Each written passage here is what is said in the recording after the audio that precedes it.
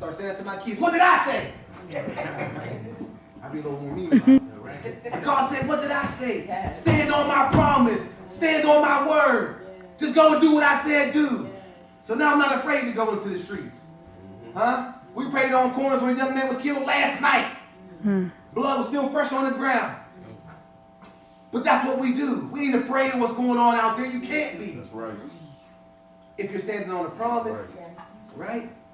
But if I was concerned about just what happens in here, huh? Just what happens with the finances when they come across the table. Just what happens with the functions of the physical building and organization of the church. Rather than being concerned about the church. Huh? The church is what? The people, not the building. Stand on the promise. Pastor, stand on the promise. First lady, stand on the promise. First kids, y'all got it bad. Stand on the promise. Huh? But be blessed. Be blessed. Yes. Sometimes I feel bad for my own kids. Then everybody else ain't got to go to church every Sunday. Everybody else ain't got to go to Pastor Harrison's anniversary, Pastor Moreland's anniversary, to the convocation, to AIM. Everybody doing everything they want to do, but guess what, son? You're standing on a promise. Because when I was called, then you was called. Huh? And guess what? If you serve him with gladness in this position, he'll bless you beyond, even now. We got to preach our own kids. We got to preach our own wife. Pastors, we got it rough. We got to preach to everybody, even in your own house. Because your kids and your wife get upset sometimes. Listen, I ain't got this to do. I know you told me to stand on the promise, but Sister So-and-so is getting on my nerves. Huh? If you don't deal with her, huh? You don't want me to. Because I'll say what I got to say. I know you pastor. Maybe I'll say that for dinner when we go out with them. I'm sorry. That's for us. But stand on the promise. And when I say that, though, I need you all to stand on your post. If you've been called to usher, then usher. All right. If you can cook a mean green bean, when Pastor said we need to cook a mean green bean, huh? Put the oxtail in the green bean. Huh? If you can make that macaroni and cheese, make that macaroni and cheese. All right. Huh? If you can clean better than anybody else can clean, then clean better than anybody else can clean. See, because we're all called according to his purpose, right? And the more that's on the man and woman of God, the less they can be doing for his purpose, right? See, because if you can fulfill something, then you take that off of his or her hands, and then guess what? They're able to do more ministry, huh? And then the church grows. See, we want the pastor to cook, clean, cut the grass, and grow the church. Well, while I was cooking and cleaning and cutting the grass, there was somebody I could have been praying for. There was a hospital that I could have been visiting. There was a member who was sick, right?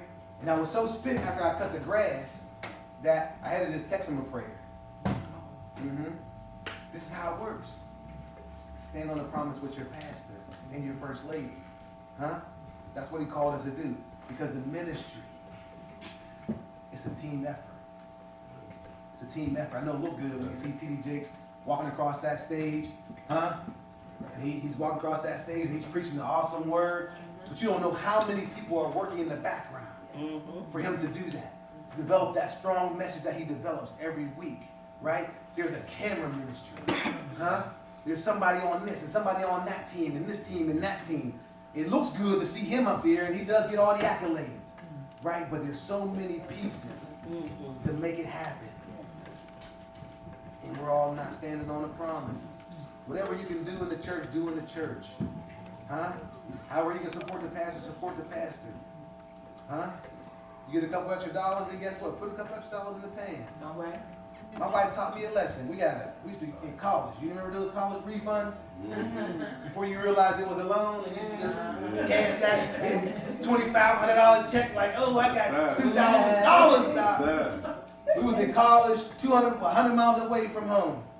And my wife said, I got to send my pastor my tithes first. I was like, what you mean? I said, that $100 can go towards that big screen TV I was eyeing with that $2,500. She said, but I was raised on the promise.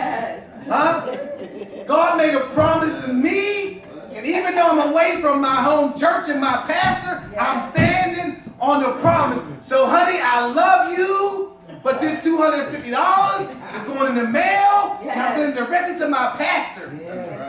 Now, he was her granddad, but guess what? She still sent that $250 out of that $2,500. Yes. It wasn't our income. It was a blessing. We could have justified it that way. Well, technically, this is not my income, right? We all have those technically moments, right?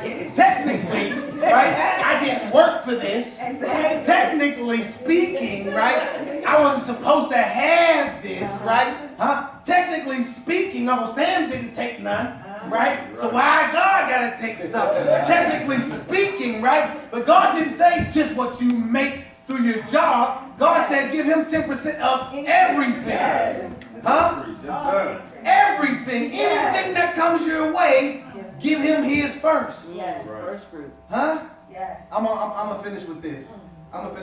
Today, my wife wanted to go to Zumba in the Hill District. And y'all, like Pastor said, I get up at 4 o'clock in the morning, I'll be outside on 837 with the raccoons and the deers and all those things. But she said, I want to go to the Zumba in the Hill. I said, well, that's fine. I won't walk. I'll wait until you go to the Hill, and I'll walk through Pittsburgh. So I started in the Hill, and I walked over to the North Shore, and I was walking on the North Shore. And all of a sudden, I seen thousands of people coming from the way that I was going to, right? So I was going against the grain. Right? People are looking at me funny. Why is he walking this way and we walking that way? What's really going on, right? But sometimes God is calling us to walk against the grain. Yes, See, because sometimes it might look good to walk like everybody else is walking. Yeah. Sometimes it might look right to do what everybody else is doing, right? But sometimes God is calling you to do what he calls you to do. Yes. And sometimes that's walking against what everybody else is doing, right? They're going to talk about you. They was looking at me crazy, y'all. It was like, what is he doing? I'm bumping into people and they got dogs and all these things. The dogs are sniffing me. I'm still walking. I have my headphones on and my golf music. I'm rolling. I ain't got y'all to do right now because I'm trying to get somewhere. Yes. Come on, sir. Because God promised me a long time ago. He's already delivered me on his promise. If you do what I said do, I'll deliver you from diabetes. And you already know I've been delivered from diabetes. Yeah. So that's why I walk every day. That's why I'm not going to stop. Even though I already received my blessing, that don't mean you got to stop walking. Huh? Even though I already got what God promised me, I still got to stand on the promise. Yeah. You might already be pastoring, but it's not over. You might already got the building. You might already have the people. But that you can't stop. Yes. Huh? And God has called you to be different. To walk against the grain. Huh? To do things that nobody else is doing the way nobody else is doing it. They're not going to understand it. They're going to look at you like you're crazy. But God said do that. And they're going to look at you like you're crazy for following that crazy man. Huh? Who's doing things that nobody else ain't doing, the way nobody else is doing it. It don't make sense.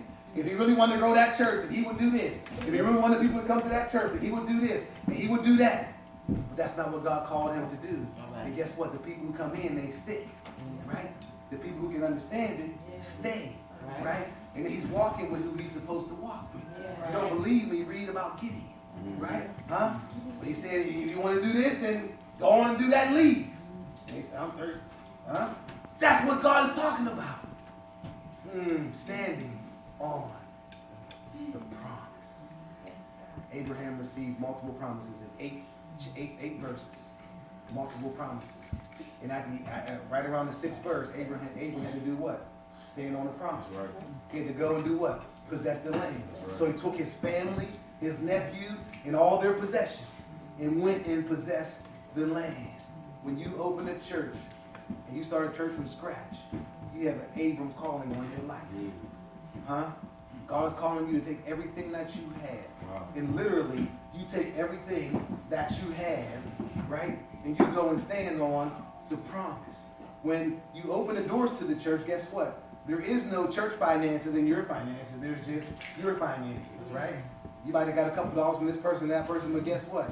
It's just your finances. That's right. Huh? It's on you. What? if you're standing on the promise.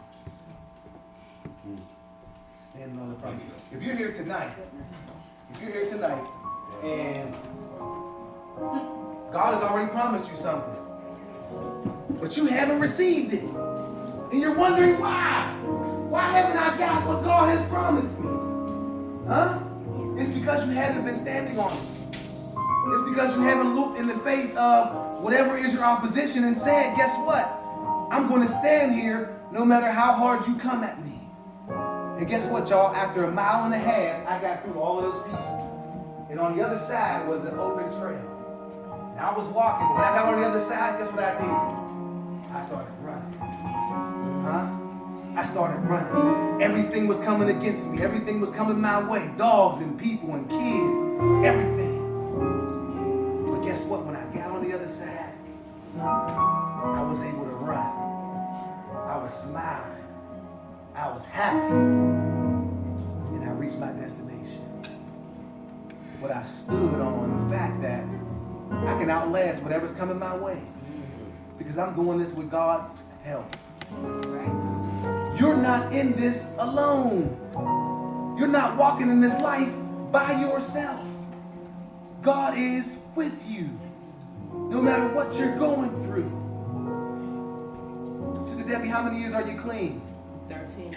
And how did you get to be 13 years clean? God was with me. He saved me. And you did what?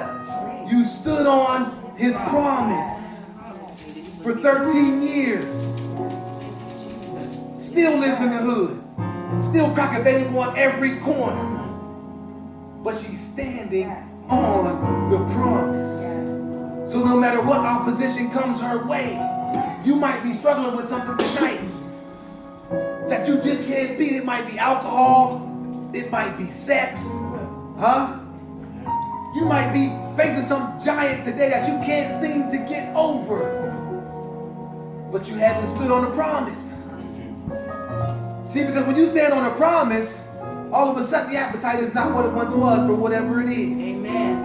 Amen. Thank you, Jesus. Like I told you, I love pizza, steak, hoagies, soda, Pepsi. It's my mom's fault. It's my mom's fault. I blame it on my mom.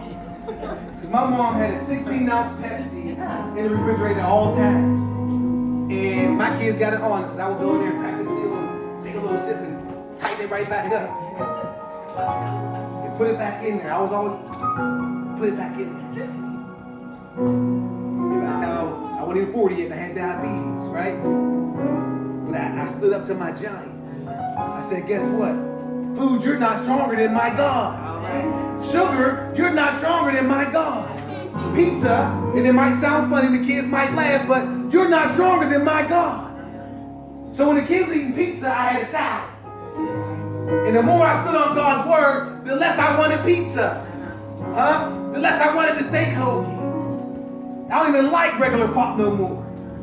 Everybody say that pop got a funny taste. Now regular pop got a funny taste. Because I was standing on a promise. He shifted the whole thing around for me. Huh? But you have to step out on faith. And when you find faith, you find the promise. Huh? We're here today, 1 year, because Pastor is standing on the promise. I can promise you this, that there have been many a Sunday when he stood up in his living room and came downstairs and said, this is the last Sunday I'm dealing with these people. I'm shutting the church down as much as I love it. I'm shutting it down because I can't take it no more. I promise you, he said it. I'm 5 years in, there's still Sundays I wake up and say, why am I doing this? Why am I putting forth all this effort and this energy for people who don't seem to appreciate it? But then I come to an understanding and a realization that I'm not doing it for the people. I'm not even doing it for myself because I'm standing on the promise. And as much as the opposition might come my way, as much as the contrary winds might blow my way, I'm standing on the promise.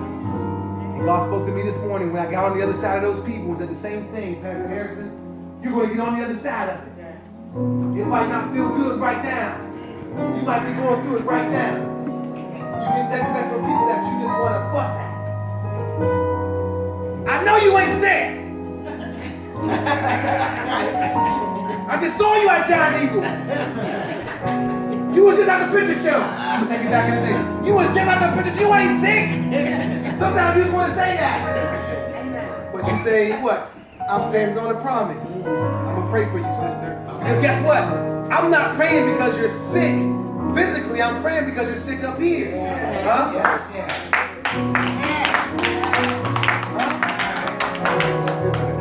Standing on the promise. Standing on the promise.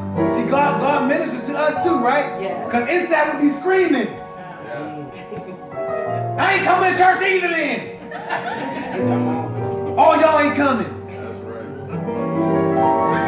Tell my wife and kids, it's just going to be us today. I said that. Ask them. It's going to be us today. And I got to church and God said, since you stood on my promise, everybody who didn't text you, who you didn't think was coming, came anyway, right? And there was more people in church than that would have been in church if all the people who said they wasn't coming showed up. Huh? Yeah. But I stepped out on a promise. Huh? That promise is a beast. When God tells you something, if you stand on it, it is what it is. It's going to be what it's going to be. Huh? That's why the old saints, when they say you have cancer, you're about to die, they stand on the promise. Huh? That's why when the world tells you it's a death sentence, you stand on the promise. Stats told me that I would be dead before I was 35, but then I realized I had to stand on the promise. They said 1 in 4 black males will be killed before the age of 18. And I got 4 in my house. But they all gonna reach old age. Because I'm standing on a promise. Stand on the promise. Read Genesis. And look at all the promises that God made to the people that He brought to fruition. But they had to stand on it first. He gives you the word, but you have to confirm the word with your faith. God will give you the word. But even after He gives you the word, you still have a chance to say, technically, if I do this, I'll still be doing what God said do. Nope, He's very specific. Take all your family, take all your kids, and go and possess the land. Leave where you're at right now. Go and possess the land. They was in Virginia having a good time. Serving under good leadership. Made great friends. Now, Shanita still got it today. In Virginia. They ain't need to come back here. They was all right. But when God says go, you have to go. Amen. Let's all stand out and pray for everybody. Amen.